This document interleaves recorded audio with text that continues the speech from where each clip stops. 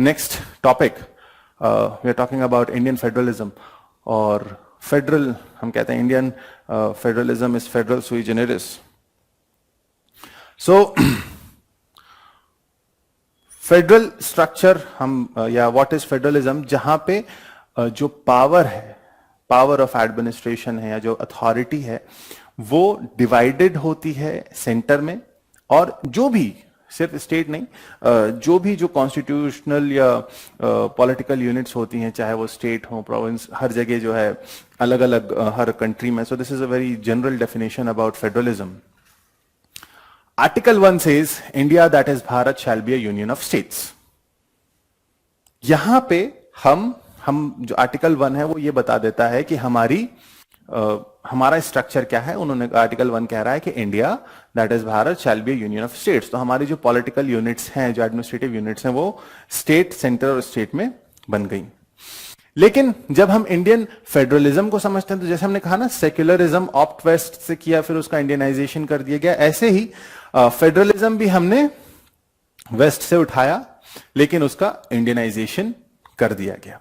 This federalism is very much different from what the British provinces. जब British India था वहां पर भी डेवोल्यूशन था, वहां पर भी गवर्नर्स, लेफ्टिनेंट गवर्नर्स और वाइस रॉय होते थे, प्रोविंशियल काउंसिल्स होती थी. तो थोड़ा बहुत वहां से ऑप्ट किया, थोड़ा बहुत अपने हिसाब से चेंज किया. And the beauty of this, again a very important feature of Indian constitution is that कि it is federal sui generis और federal of its own kind. हमने अपने तरीके का ही एक फेडरल स्ट्रक्चर जनरेट कर लिया. फ्लेक्सिबल रखा, जब जरूरत पड़ती है फेडरल रहते हैं, जैसे ही कोई इमरजेंसी सिचुएशन आती है constitution immediately changes its character from federal to unitary. जैसे हमारे फेडरल फीचर्स क्या हैं? Two governments, we have a central government and we have a state government. Okay, then schedule 7, division of powers between union and its constituent. Schedule 7 बात करता है the union list, concurrent list और state list की. Supremacy of the constitution, nothing is above the land of the law. Independent judiciary. Judiciary independent होने का मतलब यह है कि ये जो पॉलिटिकल स्ट्रक्चर है, ये जो स्ट्रक्चर बना हुआ है सेंटर स्टेट का, जुडिशरी इससे आजाद है. इसीलिए अब जैसे जैसे डेवलपमेंट होता जाएगा जुडिशरी का, वैसे वैसे आपको हाई कोर्ट्स दिखेंगे हर स्टेट में. लेकिन इन जनरल हम देखेंगे बहुत सारे ऐसे स्टेट्स हैं जहां बहुत सारी ऐसी हाई कोर्ट्स हैं जिनका जुरिस्डिक्शन एक से ज्यादा स्टेट में है. यहां पे इंडिपेंडेंट ऑफ जुडिशरी के बहुत सारे मतलब होते हैं. अब हम अगर फेडरल स्ट्रक्चर में बात कर रहे हैं तो they are free from this center state thing. They have their own hierarchy, the supreme court, high courts and the subordinate courts, which may or may not follow this center state thing.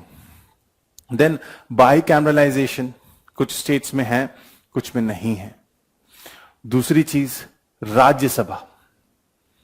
What is Rajya Sabha? Rajya Sabha is the council of states. तो ये बताता है कि सिर्फ parliament के अंदर एक लोकसभा है जो which is the house of the people, which is representing the will of the people. And because states are the constituent units of a country, states are also represented in council of states. वो लोगों की representation की बात नहीं कर रहे हैं, वो उस राज्य के रिप्रेजेंटेशन की बात कर रहे हैं, उस स्टेट के रिप्रेजेंटेशन की बात कर रहे हैं जो कि भारत, वो आर्टिकल 1 में चले जाओ, shall be a union of states. तो ये स्टेट्स कहेंगे कि ठीक है, स्टेट को एक एंटिटी माना गया ना, तो जब स्टेट एक एंटिटी है तो उसको कोई रिप्रेजेंट भी करना चाहिए पार्लियामेंट के अंदर, सिर्फ लोगों का नहीं, स्टेट्स का भी रिप्रेजेंटेशन है. So this bicameralization is that. But when we talk about the unitary features of Indian constitution, first of all Indian constitution में अगर आप बात करोगे तो there is a strong centre, there is a centre state things goes on, but the जो balance है या जो वेट है वो सेंटर का ज्यादा है. बहुत सारी ऐसी जगह है जहां पे सेंटर को, या आप कहोगे पार्लियामेंट को, ओवरराइडिंग पावर्स हैं स्टेट के ऊपर. फॉर एग्जांपल अगर हम कॉन्करेंट लिस्ट का एग्जांपल लें, कॉन्करेंट लिस्ट में जो सब्जेक्ट्स लिस्टेड हैं उस पे लॉ सेंटर भी बना सकता है और स्टेट भी बना सकता है.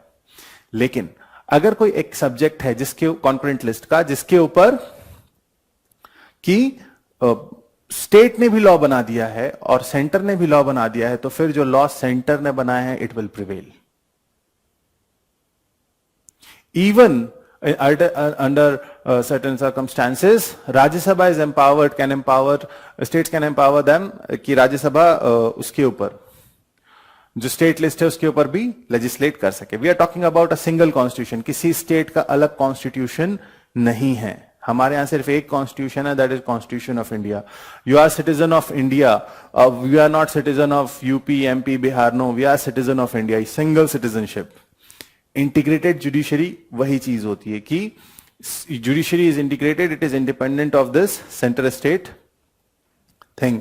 Then all India services, what you are aiming for, it is now वहां पे क्या है, appointed and recruited by the centre, but you will be serving the states. IAS बन जाओगे तो कैडर्स मिलेंगे, लेकिन अपॉइंटमेंट किसने किया है, सेंटर ने किया. काम वहां करना है, लेकिन कंट्रोल में किसके हैं, अल्टीमेट कंट्रोल किसका है, सेंटर का है. स्टेट्स आपकी सर्विसेज टर्मिनेट नहीं कर सकती unless and until recommended to the president. They can only transfer you, they can only suspend you, they can not no terminate your service. क्यों, जिसने रिक्रूट किया है वही जो है हटा सकेगा. और the way this cadre think works on कि पहले आपको फील्ड जॉब मिलेगा स्टेट में, फिर वापस दिल्ली बुला लेते हैं, फिर स्टेट में. और स्पेशली जब इलेक्शंस होते हैं, जब election commission is working, all India services has its own role, whether it is IAS, IPS और forest services. Then emergency provision. और जैसे ही नेशनल इमरजेंसी की बात आती है, वैसे ही क्या होता है कि हमारा जो कॉन्स्टिट्यूशन है वो यूनिटरी कैरेक्टर का हो जाता है. चाहे वो स्टेट इमरजेंसी हो, चाहे वो नेशनल इमरजेंसी हो, in both the condition, in both the circumstances, power किसके पास है, पावर सेंटर के पास है. Now if we are saying that Indian constitution is not a traditional federal constitution, that's true, because there is no provision of separate constitutions for each state. Now जब भी आपको federalism को compare करना हो, आप हमेशा अमेरिका से compare करोगे. That is the best example of a federal structure. तो वहां हर स्टेट का अपना फ्लैग भी है, अमेरिका का फ्लैग भी है, हर स्टेट का अपना कॉन्स्टिट्यूशन है, उनका भी अपना कॉन्स्टिट्यूशन है. And constitution of India is the supreme document which governs all the states. So कोई भी स्टेट किसी, ये नहीं कि हम कॉन्स्टिट्यूशन से बाहर हैं. कॉन्स्टिट्यूशन से बाहर कुछ भी नहीं है. कॉन्स्टिट्यूशन को कौन चेंज कर सकता है, कॉन्स्टिट्यूशन को सिर्फ पार्लियामेंट चेंज कर सकता है. Article 368. Now you will say sir special provision, तो वो जब सेंटर स्टेट रिलेशन इफेक्ट होगा, कोई ऐसा प्रोविजन. अब यहां देखो, कॉन्स्टिट्यूशन को अमेंड करने का पावर किसको दिया, सेंटर को, लेकिन वो भी एब्सोल्यूट नहीं है. अगर कोई ऐसा प्रोविजन है जो सेंटर स्टेट रिलेशन दोनों को इफेक्ट करेगा या स्टेट्स पे उसका असर पड़ेगा, तो half of the states have to. तो वहां पे स्टेट्स को पूरा जो कॉन्स्टिट्यूशन है उसने प्रोटेक्शन दिया है कि सेंटर एकदम से ओवरराइडिंग पावर या एकदम से यूनिटरी कैरेक्टर ऑप्ट ना कर ले. Then and in any action which violates the constitution, तो वहां पे सुप्रीम पावर किसको चला गया, कोर्ट्स को चला गया. Okay. Now, what are the challenges to the federalism of India? So, first of all, a pure federal structure could lead to a disruption and division of states. ये ज्यादा मतलब वो अगर आप we go back to 1950s or rather from 46 to 49 जब constitution बन रहा था, प्रिंसली स्टेट्स थे, अगर वो एब्सोल्यूट पावर ले लेते तो वहां डर था कि जिस तरीके से, क्योंकि पार्टीशन तब हुआ ही था, और अब पार्टीशन हो गया, रिलीजियस ग्राउंड्स पे हुआ, वो एक अलग चीज है, लेकिन हो सकता है फिर रीजनल. और उसके बाद हमने देखा भी कि 1956 में जब लिंग्विस्टिक बेसिस पे, 1950s में, अर्ली 1950s में जब लिंग्विस्टिक बेसिस पे जो है स्टेट्स बनाने की, जब आंध्रा और Tamil Nadu, Tamil and Telugu thing emerged, so there was a possibility. तो ये जो कैरेक्टर है, ये लिंग्विस्टिक और कम्युनल बेसिस से बचाने के लिए इस तरीके से किया. The question were raised against the federal structure when Telangana was formed under article 3. अभी जब एब्रोगेशन ऑफ आर्टिकल 370 के साथ साथ आर्टिकल 3 का यूज करते हुए जम्मू एंड कश्मीर का जो स्टेटस लेके it was bifurcated into UTs of JNK and Ladakh, तब भी ये सवाल उठे कि क्या सेंटर को इतने ज्यादा पावर्स हैं.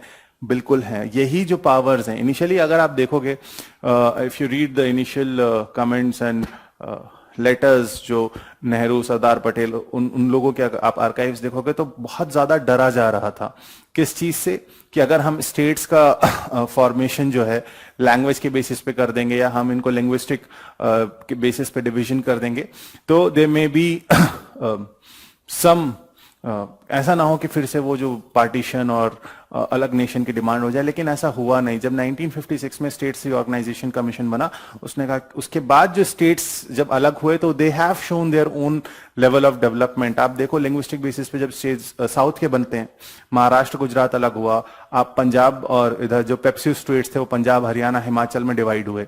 उसके बाद आप 2000s में देखोगे तो छत्तीसगढ़ उत्तराखंड और झारखंड बनता है।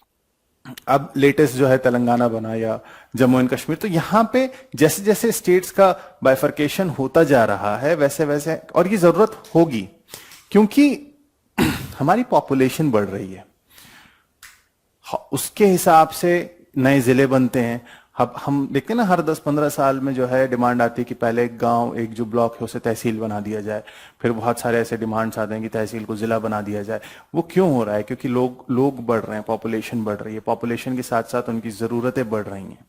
उनकी जरूरतों के साथ साथ क्या हो रहा है कि हमको उतना एडमिनिस्ट्रेटिव सेटअप देना पड़ेगा। सो formation of new states will be there, and this is only possible because of the federal structure or the federal sui generis structure that we have. Okay, so this was the first part of polity, where we have discussed 3 topics. We have talked about secularism, we have talked about federalism, and we have talked about the local self-government. I'll see you in the next session.